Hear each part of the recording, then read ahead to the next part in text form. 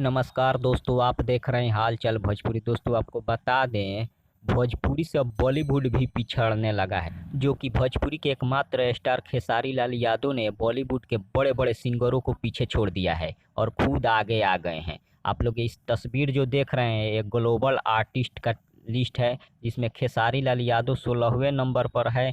वहीं बात करें बॉलीवुड के जाने माने सिंगर सोनू निगम, तो वो 18वें नंबर पर है। आप लोग देख सकते हैं। और बात करें इंडिया की, तो इंडिया में खेसारी लाल यादव 7वें नंबर पर है और सोनू निगम 9वें नंबर पर है। आप लोग देख सकते हैं, जो कि भोजपुरी के लिए एक बहुत ही गर्व की बात है और भोजपुरी के लिए मान सम्मान की बात है, क्योंकि भोजपुरी सिंगर अब बॉलीवुड सिंगरों को पीछे छोड़ दे रहे हैं। ये बहुत ही गर्व की बात है।